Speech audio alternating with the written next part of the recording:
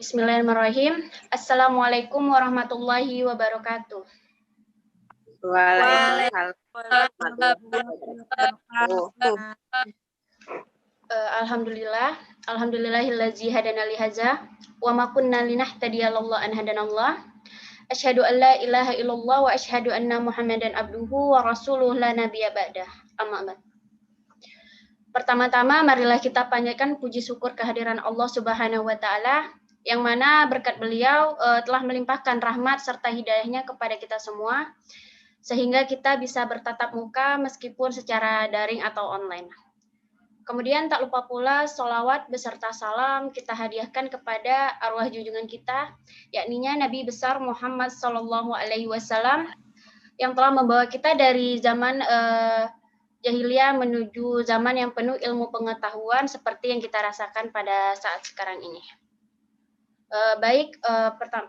Pertamanya saya izin memperkenalkan diri terdahulu. Perkenalkan, nama saya Cut Deani. Saya adalah salah satu mahasiswi dari Prodi Komunikasi Penyiaran Islam dari Universitas Muhammadiyah Yogyakarta.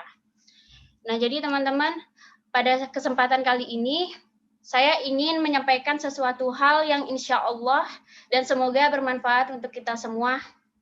Nah, jadi pada zaman sekarang ini mungkin kita juga tidak jauh dari hal itu. Nah, jadi pada zaman sekarang ini banyaknya orang-orang yang hanya menilai seseorang dari luarnya saja atau yang biasa kita sebut dari covernya saja. Nah, hingga banyaknya orang-orang yang menilai dari luarnya saja itu jadi bisa dibilang memandang seseorang dari sebelah mata begitu, teman-teman. Jadi di sini bisa diartikan kalau kita memandang seseorang itu dari sebelah mata itu berarti kita zolim. Nah, kemudian jika kita di posisi orang yang terzolimi tersebut, apa sih yang harus kita lakukan? Nah, jadi di sini saya akan membahas mungkin bisa dibilang tips ya, apa yang harus kita lakukan ketika kita merasa terzolimi. Nah, tentunya yang pertama itu kita punya hak untuk menuntut, bahkan di dalam agama kita sendiri, yaitu agama Islam, kita disuruh untuk mempertahankan hak kita tersebut. Seperti contoh, kita sebaiknya berbicara langsung kepada orang yang bersangkutan jika kita tahu, oh mungkin kita pernah dengar ya, dia si A ngomongin kamu begini dari telinga ke telinga, tentunya bakalan ada omongan atau hal-hal yang tidak diinginkan. Itu kita bisa bertanya kepada orang yang bersangkutan tentang ada apa sebenarnya, terus mengapa dan kenapa ia berlaku seperti itu kepada kita. Nah, kemudian yang kedua itu kita boleh berdoa kepada Allah Subhanahu wa taala agar diberikan pertolongan karena kita sedang terzolimi. Nah, tapi di sini teman-teman bukan berarti kita berdoa kepada Allah dan meminta hal buruk terjadi pada orang yang menzolimi kita, bukan. Nah, jadi cara pandang kita saat mengalami kezaliman perlu diubah, teman-teman. Nah, bagaimana cara kita mengubahnya? Itu dengan mendoakan yang terbaik, semoga mereka mendapatkan hidayah atau apapun itu, yang pasti yang lebih baik untuk kedepannya untuk orang tersebut. Apalagi jika kita itu kezaliman itu kita laporkan kepada Allah Subhanahu wa taala, kita sering mendengar kata mungkin nggak asing juga ya, doa orang terzalimi itu mustajab begitu. Nah, tapi dalam melakukannya kita harus tetap berpegang teguh pada akhlak karena kita sedang berdoa kepada Allah Tuhan yang Maha Baik. Nah, dalam Bidayah Al-Hidayah, Imam Al-Ghazali berpesan, jagalah lisanmu dari mendoakan keburukan atas salah satu makhluk Allah Subhanahu wa taala meskipun ia menzalimi dirimu karena segalanya itu adalah urusan Allah taala. Nah, kemudian cara yang ketiga itu bersabar. Karena dengan bersabar, kita akan mendapatkan pahala. Apalagi ketika cobaan sedang datang. Dan kemudian ada hadis Nabi Shallallahu Alaihi Wasallam yang berbunyi, Allah tidak akan menguji hambanya melampaui kapasitas dan melebihi kemampuannya. Terus kemudian yang keempat itu memaafkan. Nah, tentu tidak mudah ya teman-teman bagi kita yang terzalimi untuk memaafkan begitu saja. Nah, jadi kadang ada juga sih, mungkin saya sendiri juga kadang beranggapan begini, kok kayaknya enak banget ya, dia dia salah, dia melakukan kesalahan, tapi dia sudah dimaafkan begitu saja tanpa dia minta maaf, begitu.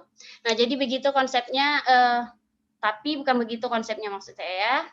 Jadi karena dalam hukum agama kita, yaitu agama Islam, yaitu kalau kita memaafkan tanpa dia minta maaf, jadi kita dapat pahala dan dia tetap dalam hukumannya, karena untuk dia lepas dari kesalahannya itu, dari dosa itu, dia harus minta maaf terlebih dahulu. Nah, jadi tidak ada ruginya untuk kita memaafkan orang tersebut, karena itu demi kebaikan kita sendiri dan supaya kita nggak sakit hati. Nah, jadi tadi seperti yang saya bicarakan tadi, bahwasanya apa saja yang harus kita lakukan ketika kita terzalimi. Yang pertama itu menuntut hak kita, kemudian yang kedua kita berdoa kepada Allah, dan ketiga itu kita bersabar, dan yang keempat itu ada memaafkan. Nah, itu poin-poin, ada 4 poin di mana ketika kita terzolimi, apa sih yang harus kita lakukan begitu.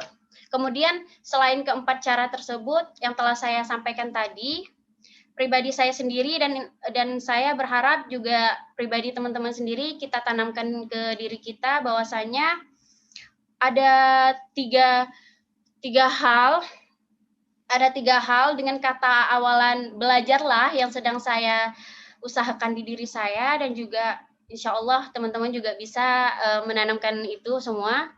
Yang pertama itu belajarlah mengalah sampai tak seorang pun mengalahkanmu. Kemudian yang kedua, belajarlah merendah sampai tak seorang pun merendahkanmu. Dan yang ketiga itu, belajarlah sabar sampai Allah Ta'ala mengangkat derajatmu. Begitu. Nah, sekian yang bisa saya sampaikan. Jika ada pertanyaan, dipersilahkan.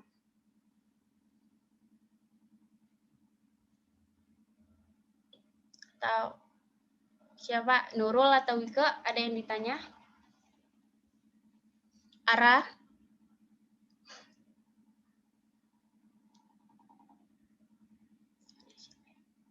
Tidak. Yang lainnya ada yang mau ditanya? Mohon direspon. Cukup ya? Oke, baik, hanya itu yang bisa saya sampaikan. Jika ada kurang dan lebihnya, saya mohon maaf. Karena kesempurnaan itu hanyalah milik Allah. Saya akhiri dengan wassalamualaikum warahmatullahi wabarakatuh. Waalaikumsalam